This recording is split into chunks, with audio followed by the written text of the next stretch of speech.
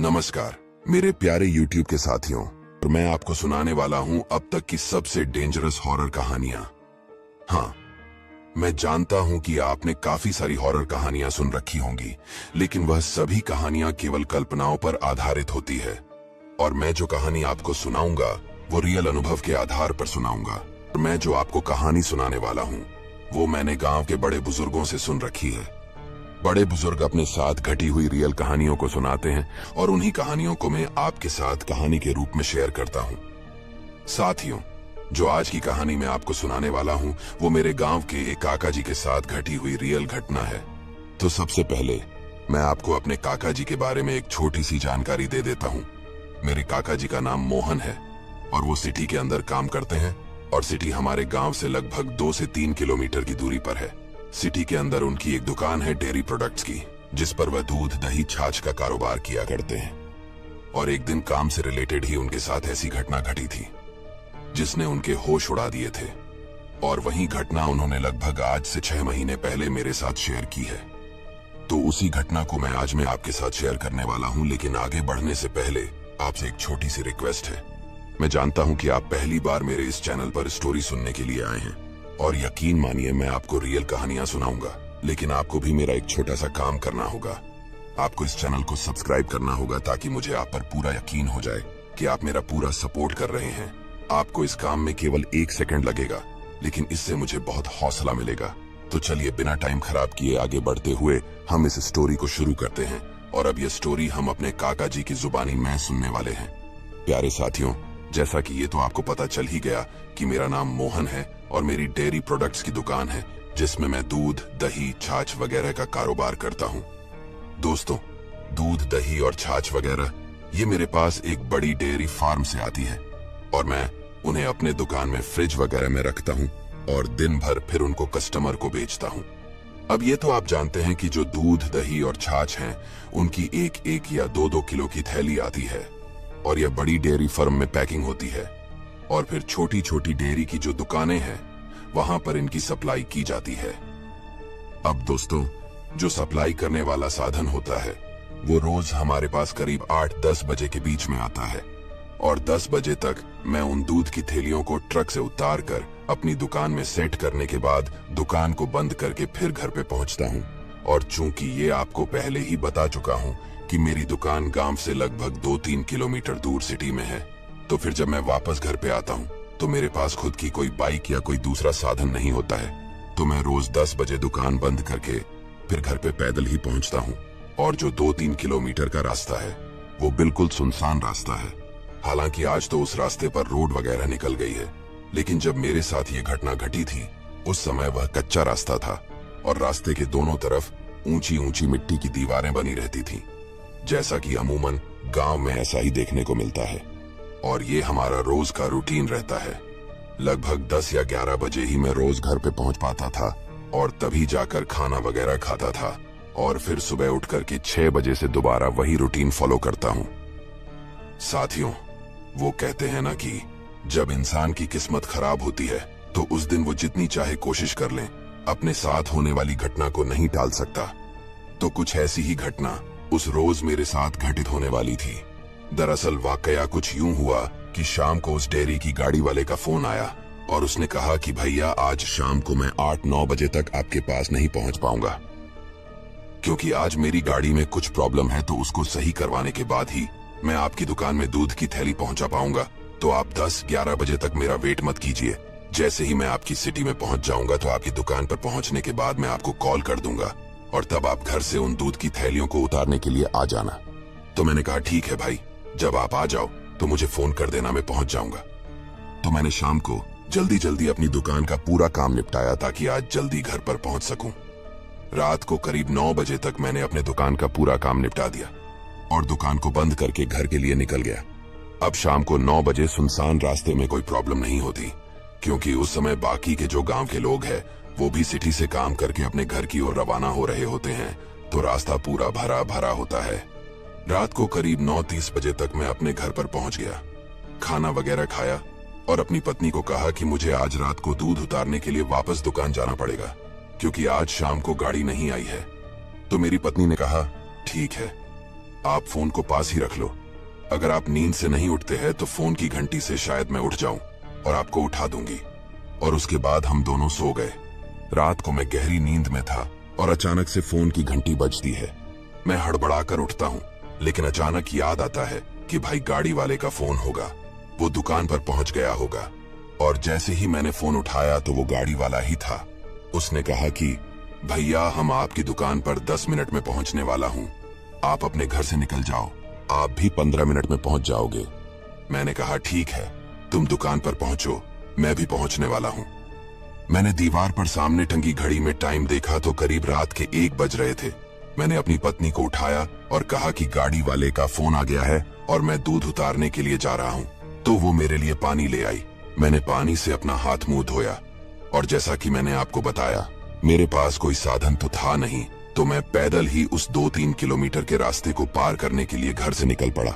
हालांकि इससे पहले भी मैं रात को 12 बजे तक अपनी दुकान से उस सुनसान रास्ते से होकर गुजरा हूं, लेकिन कभी भी मुझे डर महसूस नहीं हुआ और न ही दिमाग में डर को लेकर कोई सिचुएशन थी। दोस्त, मैं अपने घर से करीब 1 किलोमीटर पैदल चल करके आ चुका था और अब बाकी का लगभग 1-1.25 किलोमीटर का रास्ता और बाकी था और रात को मेरी घड़ी में टाइम हो रहा था लगभग 1:15। इस रास्ते में मेरी दुकान से लगभग आधा किलोमीटर पहले एक पीपल का बड़ा सा पेड़ आता है और उस पीपल के पेड़ से जस्ट पहले 2-4 हवेली भी आती है। लेकिन क्योंकि रात का वक्त था तो सबकी हवेलियां बंद थीं और सब अपने घरों में सो रहे थे। और मैं आपको बता दूं कि वो समय था फरवरी का महीना, यानी सर्दियों का समय था। तो सवाल ही पैदा नहीं होता कि सर्दियों के अंदर कोई आदमी बाहर घूम रहा होगा। अब जो 3-4 हवेली थी वो बिल्कुल उस रास्ते में ही पड़ती थी और उन हवेलियों के सामने और उस रास्ते के बीच में एक बड़ा सा कीकर का पेड़ भी था, जिसकी डालियां सूखी हुई थीं और हरियाली बहुत कम बची हुई थी। साथियों में उस कीकर के पेड़ से 100 मीटर पहले था तो मुझे जोर जोर से कुछ काटने की आवाजें आने लगीं, जैसे तो कोई उस कीकर के पेड़ पर बैठा हो और कुल्हाड़ी से उसकी डालियों को काट रहा हो। मैंने सोचा कि यार, इतनी रात को कौन इसकी डालियां काट रहा है, क्योंकि मेरे दिमाग में ऐसा कोई डर था ही नहीं कि कोई दूसरा बवाल यहाँ पर हो सकता है। अब चूंकि उन हवेली के लोग मेरे को अच्छी तरह जानते थे, लेकिन रात के समय वो मकान बंद थे, तो मैंने सोचा कि कल सुबह उनको पूछ लेंगे कि भाई, रात को तुम जोर जोर से उस सूखे पेड़ की डालियों को क्यों काट रहे थे। मैं अपनी आंखों के सामने ये भी देखता हूं कि वो सूखी डालियां कट कट करके नीचे गिरती जा रही थी। लेकिन दोस्तों, उसके बाद जैसे ही मैं उस कीकर के पेड़ के और पास में पहुंचता हूं तो अचानक मुझे मेरे पीछे से कुछ सनसनाहट की आवाजें आने लगीं, जैसे कोई पैरों में पायल बोल रही हो। अब ऐसी चीजों का अनुभव तो मुझे पहले से नहीं था, लेकिन मैंने ऐसी कई बातें अपने गांव के लोगों से सुन रखी थी, तो मैं समझ गया कि आज जरूर कुछ न कुछ बवाल मेरे पीछे लग चुका है। और मुझे कई बड़े बुजुर्गों ने ये बताया भी था कि जब ऐसी कोई सिचुएशन हो तो पीछे मुड़कर बिल्कुल भी नहीं देखना चाहिए। चाहे पीछे से कैसी ही आवाजें आईं, आपको केवल आगे मुंह करके ही चलना चाहिए। तो जैसे ही मुझे वो पीछे से पायल की आवाजें आने लगी तो मैं चुपचाप सामने की तरफ देखता रहा और तेजी से अपने पैरों को आगे बढ़ाता हुआ दुकान की ओर चलने लगा। लेकिन जैसे मैं अपने पैरों को आगे बढ़ाता जा रहा था, वह पायल की आवाज भी उतनी ही तेज होती जा रही थी और अब वह पायल की आवाजें धीरे धीरे एक लड़की की आवाज में बदल रही थी और वो लड़की पीछे से धीरे धीरे बोल रही थी, रुक जा रुक जा रुक जा। लेकिन मैं उन सभी बातों को अनसुना करते हुए केवल सामने की ओर ध्यान लगाते हुए अपनी पूरी तेज गति के साथ आगे की ओर बढ़ता जा रहा था। दोस्तों, उस समय मेरी ऐसी हालत हो गई थी जिसे मैं आपके सामने शब्दों में बयां भी नहीं कर पाऊंगा। मेरे पूरे शरीर की एनर्जी न जाने अचानक से कहां गायब हो गई थी। मेरे शरीर की धड़कनें मुझे पता भी नहीं है कि 1 मिनट में कितनी बार धड़क रही थी। मेरा पूरा शरीर, मेरा पूरा लिबास पसीने में भीग चुका था। ऐसा लग रहा था जैसे तो मैं तालाब में डुबकी लगाकर बाहर निकला हूँ और मैं अपने पैरों को अपनी पूरी शक्ति के साथ उठाने की कोशिश कर रहा था, लेकिन न जाने कौन सी ताकत मेरे पैरों को आगे बढ़ने से रोक रही थी। और जैसे ही मैं अपनी पूरी ताकत से आगे बढ़ने की कोशिश कर रहा था, पीछे से उस लड़की की आवाज उतनी ही तेज होती जा रही थी। वो लड़की की आवाज जोर जोर से चिल्लाए जा रही थी कि आज तो मेरे हाथ से निकल गया, कि आज तो मेरे हाथ से निकल गया। और ये आवाज तेज होती जा रही थी। उस समय मेरे दिमाग में कोई सोच विचार नहीं आ रहे थे। एक तरह से मैं बर्फ में जम चुका था और मेरे पैर अपने आप यूं ही आगे बढ़े जा रहे थे। मेरे पैर चल तो रहे थे, लेकिन मेरी शरीर को यह लग रहा था कि बस सब कुछ थम सा गया है, सब कुछ रुक सा गया है। वो कुछ पल की दूरी मेरे लिए कई घंटों की दूरी बन चुकी थी। केवल 100 मीटर का वो रास्ता मेरे लिए ऐसा लग रहा था कि मैं सुबह से शाम तक ये फासला ही तय कर रहा हूं और अब तक मुझसे ये दूरी तय नहीं हो रही है। दोस्तों, क्योंकि मुझे अपने बड़े बुजुर्गों की बातें याद थी तो मैंने पीछे मुड़कर बिल्कुल भी नहीं देखा और उस 100-200 मीटर की दूरी को तय करने के बाद अचानक से वह सभी आवाजें बंद हो जाती हैं। उसके बाद केवल एक आखिरी आवाज आती है और ये जोर से चीखने की आवाज आती है, जैसे तो वो पूरे गांव को सुन जाए और उस आवाज में उस लड़की की एक दर्दनाक चीख छुपी हुई होती है। मेरे कानों में उस लड़की की जोर से आवाज गूंजती है कि आज तो मेरे हाथों से एक और निकल गया है। साथियों, इसका मतलब हुआ कि अगर मैं पीछे मुड़कर देख लेता तो शायद मुझे भी नहीं पता कि मेरे साथ क्या होता। मैं मर जाता या बेहोश हो जाता, या शायद मुझे वो हमेशा हमेशा के लिए गायब करती थी। इसका मुझे कोई अंदाजा नहीं है, लेकिन उसकी जो चीख थी जिसमें उसने कहा था कि आज तो मेरे हाथ से निकल गया, यानी वो मुझे अपने कब्जे में नहीं कर पाई। शायद कुछ तो कारण रहा होगा, तभी वो इतनी जोर से चीखी थी। और आगे लगभग 500 मीटर का रास्ता तय करने के बाद मैं सिटी में दाखिल हो जाता हूँ और अपनी दुकान पर पहुंच जाता हूँ। अब वहां पर वो दूध वाला पहले से ही मेरा इंतजार कर रहा होता है। उसने मेरे पूरे शरीर को भीगे हुए देखा तो वह हैरान रह गया। उसने कहा कि क्या हुआ तुम्हारे साथ? मैंने कहा कि भाई पूछो मत, जैसे तैसे मैं यहां पर जिंदा पहुंच गया हूं, वही मेरे लिए बड़ी बात है। तो उस समय मैंने ज्यादा बातें उसको नहीं बताई क्योंकि मैं ऐसी स्थिति में था भी नहीं। और मैंने उससे कहा कि मैं केवल यहां पर बैठा रहूंगा, तुम्हें जो दूध उतार के जाना है, जितनी केन तुम उतार के जाओगे तुम उतार के चले जाओ। अब गाड़ी वाला जानकार था, वो हमेशा हमें दूध देने के लिए आता था, तो उसने मेरी मदद की, मुझे बैठाया और खुद ही दूध को उतारा। और मेरी दुकान में एक छोटा सा स्टोव था और चाय बनाने का सामान था, तो उसने खुद ही चाय बनाई और खुद भी पी और मुझको भी पिलाई। उसने कहा कि घर पर जाना है कि नहीं जाना, तो मैंने कहा कि अब तो दोबारा मेरे में घर में जाने की हिम्मत नहीं है, मैं अपनी दुकान में ही सो जाता हूं। तो उसने कहा ठीक है। मैं दुकान के अंदर घुसा, थोड़ी सी जगह बनाई और वहां पर ही एक चद्दर वगैरह बिछा के लेट गया और दुकान के शटर को डाउन कर दिया। लेकिन मुझे नींद कहां आने वाली थी। मेरे दिमाग में तो बार बार केवल वही आवाजें घूम रही थी कि आज तो मेरे हाथ से निकल गया, और वो जो कीकर के पेड़ से डालियां कट रही थी वो दिमाग में घूम रही थी कि आधी रात को डालियां कैसे कट रही थी। उस समय उस पेड़ के ऊपर कोई बैठा भी नहीं था, तो फिर कुल्हाड़ी की आवाजें कैसे आ रही थी। ऐसे ही सुबह 5 बजे तक मेरे दिमाग में ये बातें घूमती रही और बार बार मुझे अपनी ही दुकान में पहली बार डर महसूस हो रहा था। और सुबह 5 बजे के बाद शायद 1 घंटा भर मुझे थोड़ी बहुत नींद आई। सुबह अचानक मेरे फोन की घंटी बजती है तो मैं नींद से उठता हूँ। देखा तो वो मेरी पत्नी का फोन था, क्योंकि रात को मैंने अपनी पत्नी को बिना फोन किए ही दुकान में रुकने का फैसला कर लिया था, और फिर रात को उसको भी नींद आ गई होगी। और सुबह जब वह उठी तो उसने देखा होगा कि कमरे में मैं नहीं हूं। तो उसने मुझे फोन किया, तो मैंने उसे फोन पर तो कुछ नहीं बताया और कहा कि रात को दूध की थैलियां उतारने में लेट हो गया था तो मैं वहीं पर सो गया। तो उसने कहा ठीक है, आप घर पे आ जाओ, आपके लिए चाय बनाकर तैयार रखती हूँ। मैंने मोबाइल में टाइम देखा तो सुबह के 6 बजे हुए थे। मैं दुकान से बाहर निकला और वापस दुकान के शटर को बंद किया और घर जाने के लिए रवाना हुआ। वैसे मैं रोज सुबह 6 बजे आकर अपनी दुकान को खोलता हूँ, लेकिन आज मैं सुबह दुकान को बंद करके अपने घर की ओर जा रहा था। दोस्तों, दुकान से निकलने के बाद मेरे दिमाग में रात वाली घटनाएं ही घूम रही थीं और मैं चुपचाप सुन्न होता हुआ सड़क पर चला जा रहा था और सोच रहा था कि उस जगह पर पहुंचने के बाद देखूंगा कि वो जो रात को पेड़ कट रहा था, क्या वाकई में वहां पर नीचे डालियां पड़ी हुई है। आखिरकार 500 मीटर चलने के बाद मैं सेम उसी जगह पर पहुंच गया था जहां पर रात को मेरे साथ वो घटना घटी थी। मैं सोचता जा रहा था कि उन हवेलियों वालों से पूछूंगा कि भाई रात को पेड़ कौन काट रहा था। लेकिन दोस्तों, जैसे ही मैं उस जगह पर पहुंचा तो मैं वहां पर यह देखकर हैरान था कि वो जो कीकर का पेड़ था वो मेरी आंखों के सामने एकदम सही सलामत खड़ा था। मुझे अपनी आंखों पर विश्वास नहीं हुआ कि ये कैसे हो सकता है कि जिस पेड़ की डालियों को मैंने अपनी आंखों के सामने नीचे गिरते हुए देखा है, आखिर वो डालियां अब वापस दोबारा पेड़ पर कैसे लगी हुई हो सकती है। अब क्योंकि सुबह हो चुकी थी तो वो हवेलियों के लोग भी बाहर बैठे हुए थे, तो मैंने उनसे कहा कि भाई, रात को तो यहाँ पर डाली कट रही थी, लेकिन अब तो मुझे कोई कटी हुई डाली नजर ही नहीं आ रही। क्या तुमने वो डाली उठा करके घर के पीछे तो नहीं रख दी है? तो उन्होंने कहा कि ऐसा कुछ भी नहीं था, हमने रात को कोई इस पेड़ की डाली वगैरह नहीं काटी है। लेकिन इतना सब कुछ बोलने के बाद उनमें से एक बुजुर्ग आदमी मेरी बात को समझ चुका था।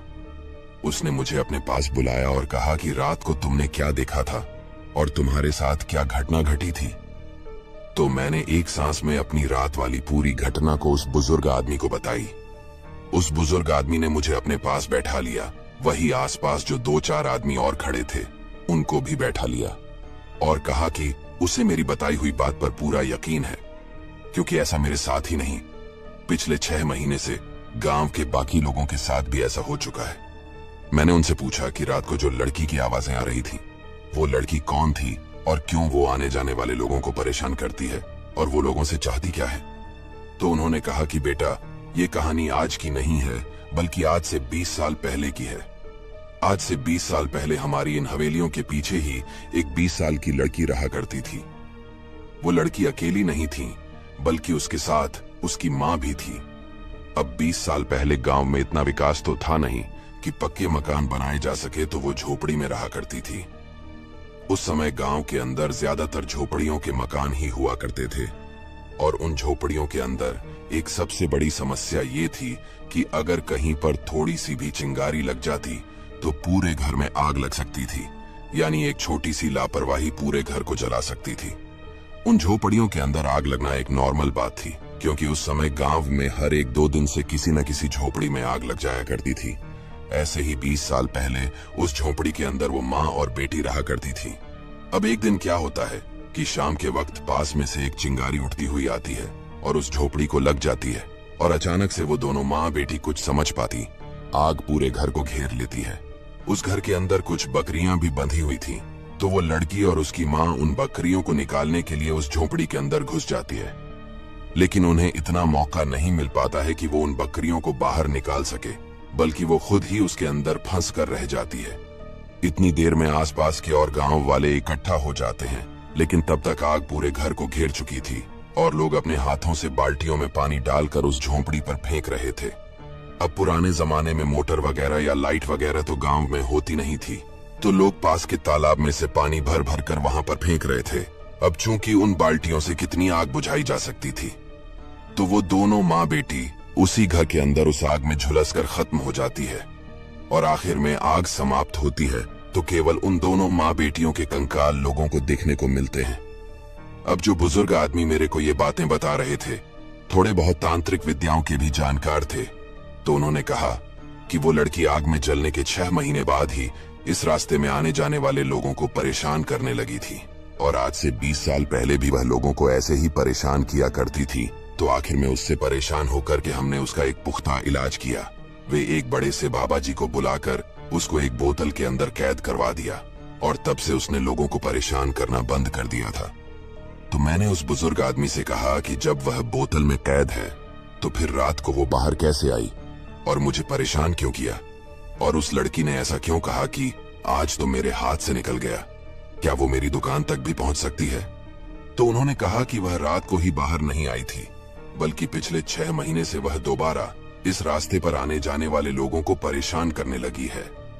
6 महीने पहले जिस बाबा जी ने उसको बोतल में कैद किया था, उसकी मौत हो चुकी है, और जिन जिन आत्माओं को उसने अपने वश में किया हुआ था, वो सभी आत्माएं आजाद हो चुकी है, और उन्हीं आत्माओं में से एक आत्मा इस 20 साल की लड़की की है, जो अब दोबारा इस रास्ते पर आ चुकी है और रात में जाने वाले लोगों को परेशान करती है। और रही बात तुम्हारी दुकान तक पहुंचने की, तो उसकी इतनी हिम्मत नहीं है। वो केवल इस 100 से 200 मीटर के एरिया तक ही अपनी ताकत का इस्तेमाल कर सकती है, और इसी एरिया के बीच में वो लोगों को डरा धमका सकती है। इस 200 मीटर की एरिया को पार करने के बाद उसकी शक्ति खत्म हो जाती है, तो वो न तो सिटी के अंदर दाखिल हो सकती है और न ही पीछे गांव के अंदर जा सकती है। वो केवल इस सुनसान रास्ते के 200 मीटर के एरिया तक लोगों को परेशान कर सकती है। तो मैंने कहा कि दोबारा उस लड़की का शायद कोई तो समाधान होगा। तो उन्होंने कहा कि हाँ, हम इस बारे में कुछ समाधान करने की कोशिश कर रहे हैं। इसके बाद मैं वहां से चलकर अपने घर की ओर आ गया और घर पर जाकर मैंने एक बड़ा डिसीजन तो ये लिया कि मैं अब दोबारा उस रास्ते पर रात के समय पैदल नहीं जाऊंगा, बल्कि एक बाइक खरीदूंगा। और उसके 3 दिन बाद ही मैंने एक स्प्लेंडर प्लस बाइक खरीद ली। हालांकि उस घटना के बाद मुझे अभी तक तो रात के 1 बजे दूध उतारने के लिए नहीं जाना पड़ता, क्योंकि गाड़ी शाम को ही आ जाती है। लेकिन अगर फिर भी ऐसी कभी सिचुएशन बनती है तो उसके लिए मैंने अब अपनी खुद की बाइक खरीद ली है, ताकि ऐसी किसी घटना से मैं बच सकूं। तो साथियों, यह थी हमारे गांव के काका जी की कहानी, जो उनके साथ रियल में ये घटना घटी थी।